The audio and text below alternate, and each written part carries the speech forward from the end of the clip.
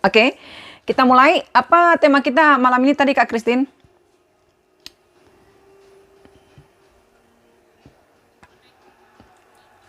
Oh iya ya, terhubung dengan Tuhan. Oke, jadi kita sering mendengarkan istilah HPDT, hubungan pribadi dengan Tuhan. Ya. Pertanyaan pertama adalah, apakah terhubung dengan Tuhan itu sesuatu yang penting? Iya, iya. Bahkan bukan cuma penting, tapi sangat-sangat penting. Kenapa? Karena kalau bicara tentang Yesus, bicara tentang kekristenan, maka kita bicara tentang relasi, bukan religi. Bicara tentang relasi, relationship. Ya. Itu yang pertama alasannya. Yang kedua, kenapa menjadi sangat penting untuk terhubung dengan Tuhan? Karena kita diciptakan untuk terhubung dengan Tuhan. Itu sebabnya kita diciptakan segambar dengan Tuhan. Kejadian 1 ayat 26. Aku akan menciptakan ya mereka manusia sesuai dengan gambarku seperti itu, segambar dengan aku. Jadi pertanyaan kita tadi, apakah terhubung dengan Tuhan itu sesuatu yang penting? Jawabannya sangat penting. Kenapa? Karena bicara kekristenan, bicara Yesus, kita bicara tentang relasi, bukan religi. Yang kedua, karena kita diciptakan terhubung dengan Tuhan atau untuk memiliki relasi dengan Tuhan. Dan karena itulah Tuhan sejak awal menciptakan kita segambar dengan Dia. Kejadian 1 ayat 26. Hanya kita harus jujur mengakui, ada banyak kita yang mengaku percaya kepada Yesus, yang mengklaim kalau kita ini orang Kristen, tapi kita melayani Tuhan tanpa membangun relasi dengan Tuhan. Ya toh? Jadi ada banyak kita yang mengatakan, aku percaya kepada Tuhan, tapi tidak punya relasi kita dengan Tuhan yang kita percayai. Ya. Kita lihat satu contoh di Alkitab tentang terhubung. Ya. Terhubung, kita baca Henok. Henok, Kejadian 5 ayat 21 ke 24. Kejadian 5 ayat 21 ke 24. Terjemahan bahasa Indonesia sehari dikatakan seperti ini. Pada waktu Henok berumur 65 tahun, ia mendapat anak laki-laki namanya Metusalah. Setelah itu Henok hidup dalam persekutuan dengan Allah selama 300 tahun. Ia mendapat anak-anak lain dan mencapai umur 365 tahun. Karena Henok selalu hidup akrab dengan Allah, ia menghilang karena diambil oleh Allah. Jadi ada satu buku berjudul tentang penyembahan, dituliskan seperti ini di buku tersebut. Menarik sekali kalimatnya. Ketika Tuhan menciptakan Adam, belum ada gereja untuk digembalakan. Tidak ada orang berdosa yang harus ditobatkan, serta belum ada kantor atau perusahaan yang harus dikelola. Alasan utama mengapa Tuhan menciptakan Adam adalah untuk menggenapi keinginannya dalam membangun sebuah keluarga yang persekutuannya bisa juga, tanda kutip, maksudnya Tuhan nikmati. Dan sampai hari ini prioritas utama Tuhan tidak pernah berubah, yaitu untuk menikmati hubungan yang intim dengan anak-anaknya. Maka di buku itu dikatakan panggilan utama kita adalah menjalin dan menikmati hubungan yang indah dengan Tuhan, bukan bekerja. Menarik ya? Menarik ya? Jadi alasan kenapa Tuhan menciptakan kita segambar dengan Dia adalah karena sejak awal yang Tuhan inginkan itu adalah kita terhubung dengan Tuhan. Nah, tapi seperti Bunda katakan tadi, yang sering terjadi justru apa? Sebaliknya. Kita terjebak menggantikan relasi dengan Tuhan, kita terjebak menggantikan keakraban, keintiman dengan Tuhan itu dengan apa? Bekerja, tanda kutip, segiat-giatnya dengan Tuhan. Misalnya menjadi pengurus persekutuan, misalnya menjadi guru sekolah minggu, misalnya menjadi pengurus komunitas pemuda di gereja, atau dan sebagainya. Jadi terbalik gitu loh. Kita berpikir dengan melakukan semua itu kita sudah terhubung dengan Tuhan, padahal bukan. Bukan itu yang namanya terhubung dengan Tuhan. Justru sebenarnya harus seperti ini.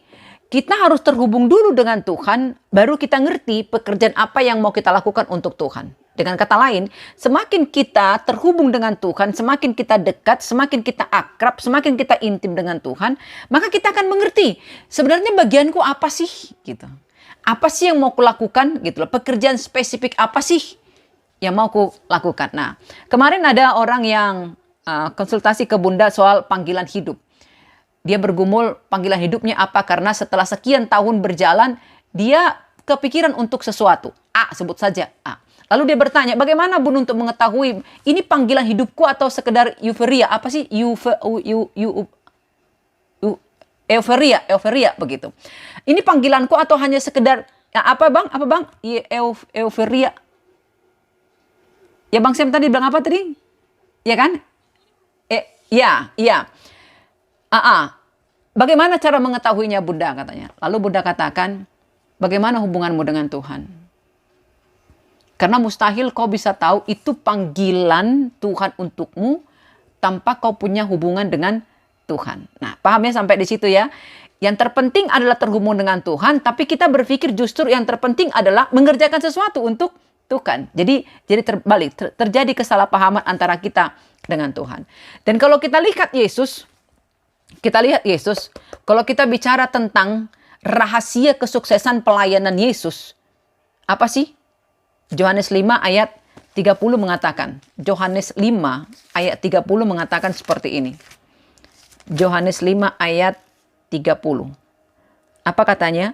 Aku tidak dapat berbuat apa-apa dari diriku sendiri. Aku menghakimi sesuai dengan apa yang aku dengar, dan penghakimanku adil sebab aku tidak menuruti kehendakku sendiri, melainkan kehendak Dia yang mengutus aku. Bagian A-nya, teman-teman. Perhatikan bagian A-nya. Aku tidak dapat berbuat apa-apa dari diriku sendiri. Itu perkataan Yesus loh. Untuk mengatakan apa? Betapa dia sangat tanda kutip bukan cuma terhubung dengan Bapaknya, tapi bergantung penuh pada Bapaknya. Yesus mengklaim dia nggak bisa melakukan apa-apa tanpa Bapaknya. Maka kalau balik kita tadi, apa sih rahasia kesuksesan pelayanan Yesus? Di keterhubungannya, di kebergantungannya pada Bapaknya. Maka kita dapat kesimpulan. Ketika tadi kita mengatakan mengapa terhubung dengan Tuhan itu menjadi sangat penting, kita simpulkan. Apa kesimpulannya? Semua tugas, semua tanggung jawab yang diberikan pada kita atau semua hal yang harus kita kerjakan tidak boleh menjadi lebih penting dari hubungan kita dengan Tuhan. Paham Bang Sam? Kak Santi dengan Kak Kris. Semua sebesar apapun tugas itu, sebesar apapun tanggung jawab itu tidak boleh itu menjadi lebih penting dari keterhubunganmu dengan Tuhan.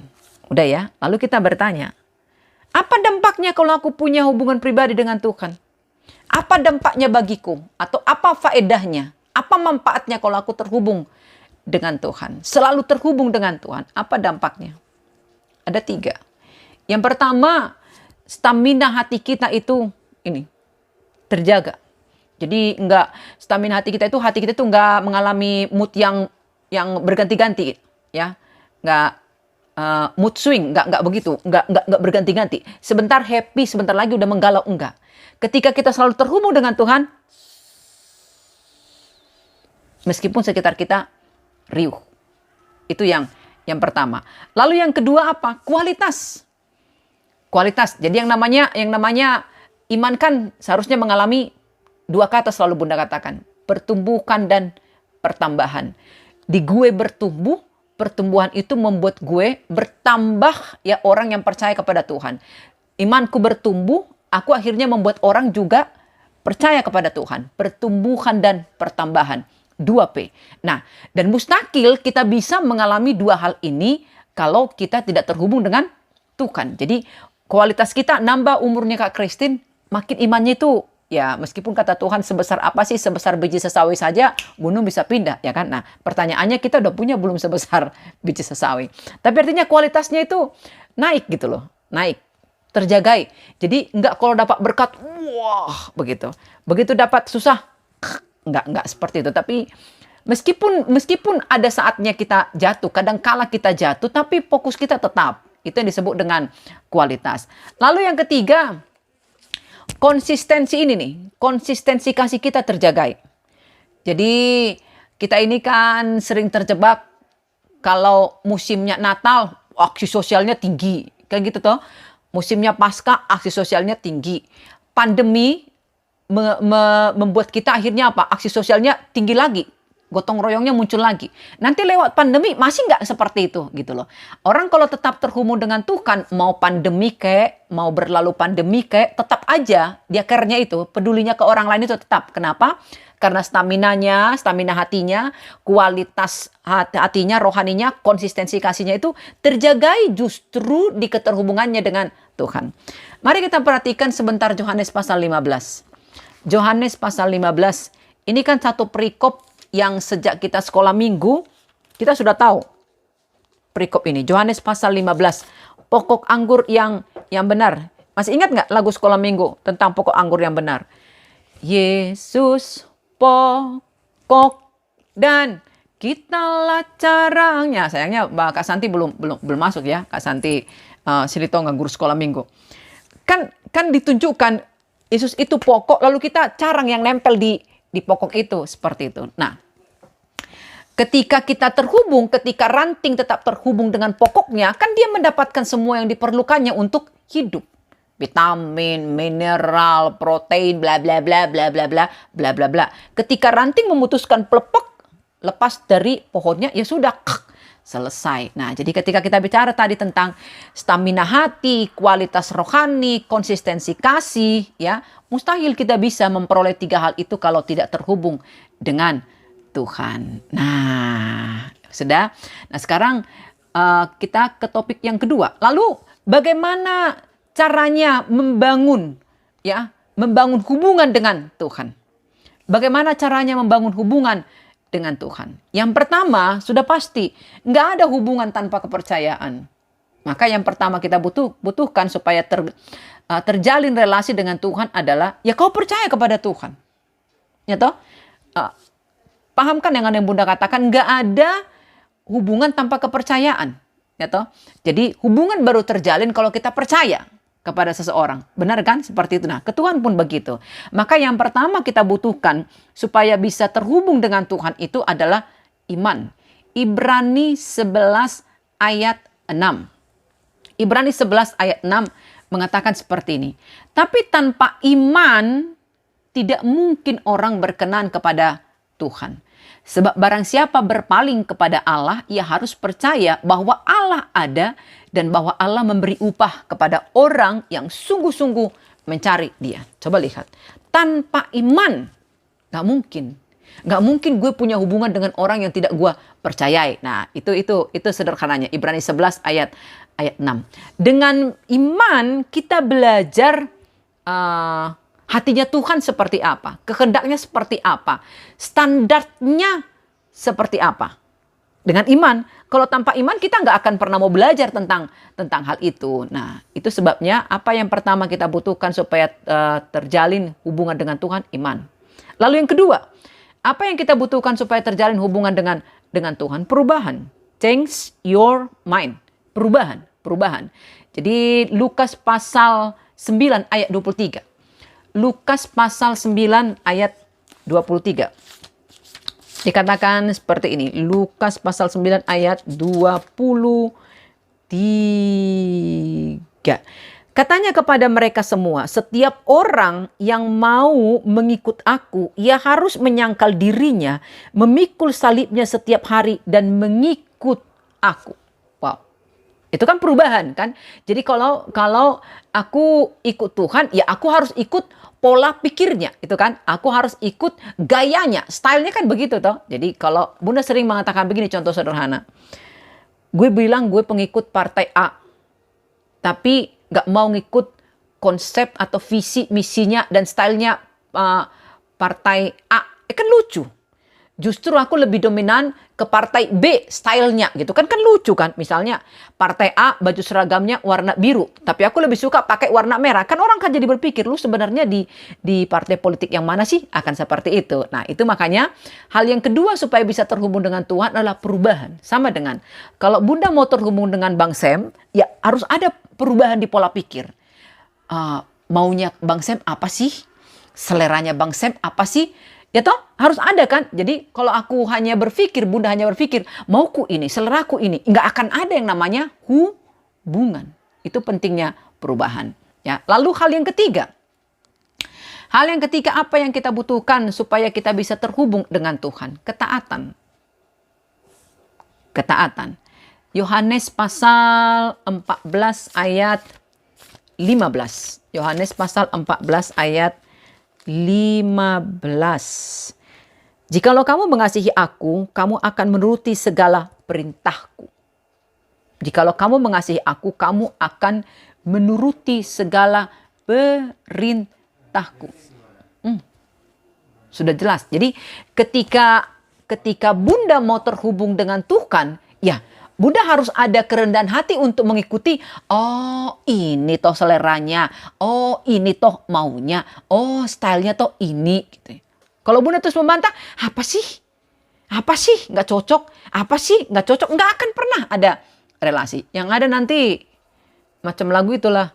Mau dibawa kemana hubungan kita. Ya begitu. Kenapa? Karena nggak ada keinginan untuk memahami, keinginan untuk mengikuti selera, gaya, dan keinginan dari orang yang kita ikuti. 3 hal yang tadi. Apa yang pertama tadi Bunda katakan? Iman.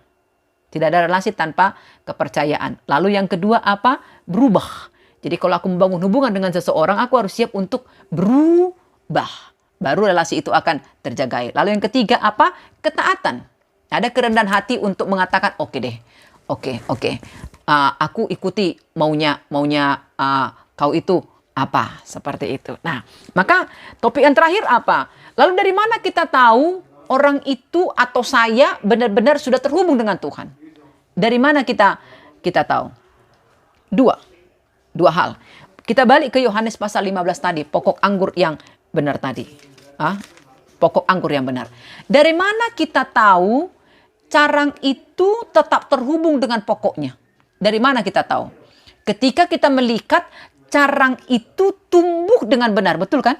Sehat kan begitu kan? Berarti dia tetap terhubung dengan pokoknya. Begitu carang itu sedikit saja dia mulai terpisah dengan pokoknya, kan akan terjadi perubahan di carang atau ranting tersebut. Jadi bagaimana Bunda tahu kalau Santi terhubung dengan Tuhan? Kalau Christine, Bang Sam terhubung dengan Tuhan? Dari mana? Ketika Bunda hidup di dalam kebenaran. Jadi kok kebenaran sih Bunda? Kan pokok itu kan kebenaran. Yohanes pasal 14 ayat 6. Akulah jalan, kebenaran, dan hidup. Yesus adalah pokok, kita rantingnya. Karena Yesus adalah kebenaran. Kalau kita tetap nempel di dalam Yesus, berarti kita akan tetap hidup di dalam kebenaran juga. Akan menjadi lucu, pohonnya kebenaran, tapi kita hidup di dalam tidak benar. Ya udah macam lagu lah itu. Buah semangka berdaun sirih. Karena kayak begitu kan. Kan nggak ada kejadiannya seperti itu. Nggak ada pohon durian yang menghasilkan salak. Kan nggak ada kayak begitu ya. Gimana? Oh gitu. Oh gitu. Oke. Ya ditempel ya. Oke. Nah, jadi dari mana kita tahu apa ciri orang yang terhubung dengan Tuhan? Yang pertama, dia hidup dalam kebenaran. Itu yang pertama. Lalu yang kedua apa? Dia berfungsi dengan benar. Jadi kalau ini pokok, terus ini ada ranting. Ketika ranting ini tetap terhubung dengan pokoknya, ranting ini berfungsi dengan benar menghasilkan apa? Daun yang hijau, menghasilkan apa lagi? Buah. Ya toh? Jadi dari mana kita tahu kalau dia terhubung dengan Tuhan? Ya lihat hidupnya berdampak, menghasilkan buah yang dinikmati banyak orang. Nah itu dia, itu ciri-cirinya. Jadi dengan kata lain, dari mana kita tahu kalau orang terhubung dengan Tuhan ketika bicara kebenaran dan soal berfungsi dengan benar tadi? Ketika di seluruh kehidupan orang itu, dia biarkan Tuhanlah yang menjadi pengendali. Jadi ketika dia berpikir, ketika dia berkata-kata, ketika dia berbuat, ya Tuhan yang kontrol, Tuhan yang beracara dalam hatinya. Tuhan yang sedang beracara dalam hatinya mengatakan, ngomong kayak begini eta, lakukan kayak begini eta. Tuhan. Tuhan yang beracara di dalam hatinya, dari itu kita bisa boleh melihat orang itu benar terhubung dengan Tuhan. Nah sekarang langsung koreksi diri masing-masing. Gue terhubung gak dengan Tuhan? Ketika kita masih mengandalkan pikiran kita, masih mengandalkan kekuatan kita, kehebatan kita, kita tidak benar terhubung dengan Tuhan. Tapi ketika kita punya pikiran nih, kita punya keinginan ini, tapi ketika kita dengan rendah hati mengatakan, sok Tuhan dikoreksi. Ini cocok nggak dengan maumu? Gitu kan? Itu berarti kan kita membiarkan Tuhan yang mengendalikan keinginan kita, bukan? Itu berarti kita sudah terhubung dengan Tuhan. Demikian dari Bunda. Ada yang mau berkata-kata, bertanya dan memberikan respon?